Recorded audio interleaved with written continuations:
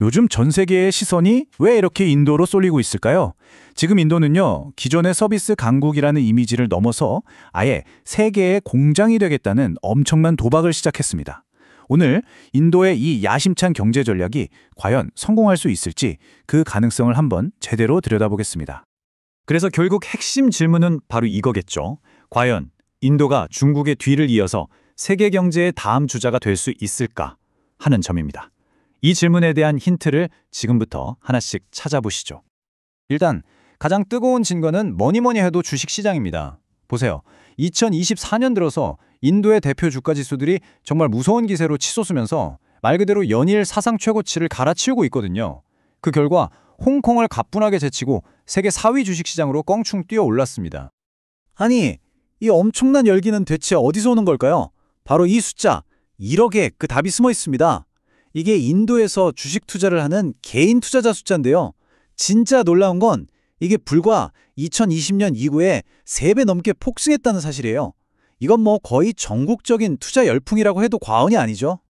자, 그럼 첫 번째로 인도의 경제 붐, 지금 얼마나 뜨거운지부터 한번 살펴보겠습니다. 이런 기대감이 그냥 거품 아니냐고요? 절대 아닙니다. 작년 2023년에 인도가 기록한 경제 성장률이 무려 8.2%입니다.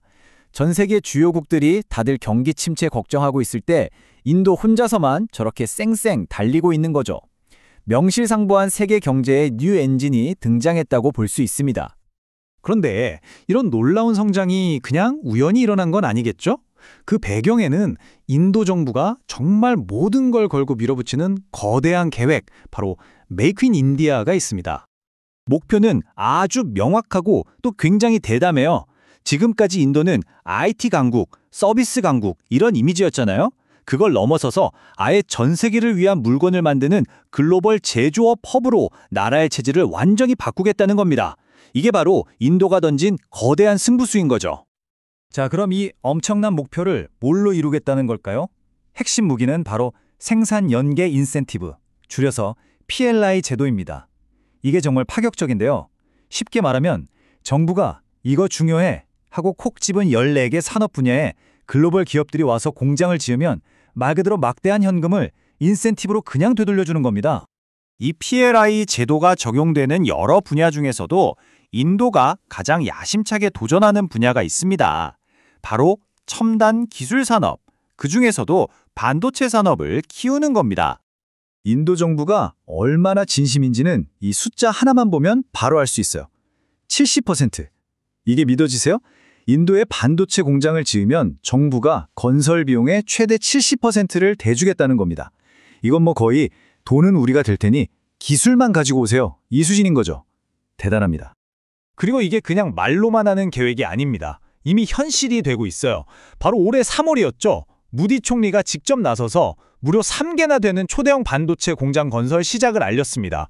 드디어 인도의 반도체 꿈이 현실이 되는 첫 삽을 뜬 겁니다. 벌써부터 세계적인 기업들이 줄줄이 인도로 향하고 있습니다. 미국의 거대 반도체 기업 마이크론도 그렇고 인도의 대표 기업인 타타그룹도 대만 회사랑 손잡고 뛰어들었고요. 투자 규모도 보세요. 수조 원, 수십조 원 단위의 돈이 실제로 인도로 쏟아져 들어오고 있는 겁니다. 이건 단순히 돈을 투자하는 걸 넘어서서 인도의 미래에 베팅한다는 일종의 신호라고 볼 수 있겠죠. 자, 그런데요. 이렇게 장밋빛 미래만 있는 건 아닙니다. 인도의 발목을 아주 오랫동안 잡아온 거대한 그림자가 있거든요. 바로 고질적인 문제, 인프라입니다. 현실은 어떨까요? 직접 인도에 공장을 지은 기업들 얘기를 들어보면 좀 냉정해요. 예고도 없이 전기가 툭툭 끊기고 물이 깨끗하지 않아서 첨단 공정에는 쓸 수가 없고 배수시설은 엉망이고요. 아니 이런 정말 기본적인 것들 때문에 비용은 비용대로 더 들고 심지어 공장이 멈춰서는 일까지 벌어진다는 겁니다. 지금 보시는 이 사진 한 장이 인도의 현실을 딱 보여주는 것 같아요. 비만 오면 도로가 그냥 강으로 변해버리는 거예요. 이러니 물건을 만들어서 실어 날라야 하는데 물류나 공급망이 제대로 작동할 리가 없겠죠. 근데 문제가 인프라뿐이라면 차라리 나을지도 모릅니다. 더 깊은 곳에 구조적인 모순이 있거든요. 아니 이상하잖아요. 경제는 세계에서 제일 빨리 크고 있다는데 일자리는 없는 거예요. 특히 젊은이들 실업률이 8%가 넘습니다. 한마디로 성장은 하는데 그 혜택이 좋은 일자리로 연결되지가 않고 있다는 뜻입니다. 자, 지금까지는 인도가 가진 좀 어두운 면, 해결해야 할 숙제들을 봤는데요.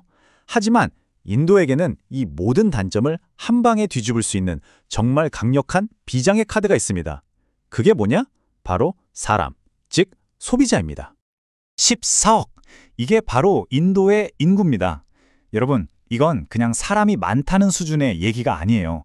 전 세계에서 가장 큰 단일 우가 소비 시장이 바로 인도라는 뜻입니다. 그 잠재력이 얼마나 대단한지는 인구 구성을 보면 더 확실해져요. 전체 인구의 절반이 27살 아래예요.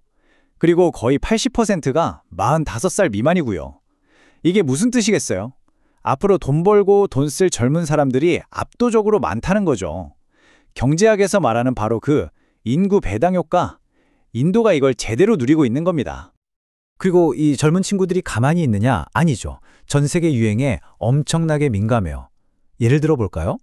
요즘 인도 대도시 마트에 가면 한국 라면이나 화장품 찾는 게 전혀 어려운 일이 아닙니다. 우리 K푸드, K뷰티가 이 젊은 소비자들 마음을 사로잡고 있다는 건 그만큼 이 시장이 열려 있다는 아주 강력한 증거죠. 이렇게 거대한 소비 시장이 하나로 묶일 수 있었던 데는 디지털 혁명이 결정적이었어요. 국민의 75%가 스마트폰을 쓰고 있고요. 정부 주도로 만든 간편 결제 시스템이 전국에 쫙 깔렸거든요. 그 결과가 뭐냐? 인도가 어느새 미국, 중국 다음으로 큰 세계 3위의 온라인 쇼핑 대국이 된 겁니다. 자, 정리해볼까요? 한쪽에는 세계의 공장이 되겠다는 엄청난 야망과 14억이라는 막강한 소비 시장이 있고요. 다른 한쪽에는 여전히 해결되지 않은 인프라와 일자리 문제가 있습니다. 그럼 이제 마지막으로 인도의 미래가 과연 어디로 향하게 될지 한번 짚어보겠습니다.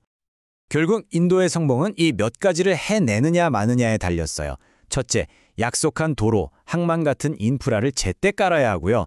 둘째, 그 고질적인 관료주의를 깨야겠죠. 그리고 가장 중요한 것, 이 젊고 넘치는 에너지를 진짜 경제 성장 동력으로 만들어내야 합니다. 과연 이 어려운 숙제들을 다 풀어낼 수 있을까요?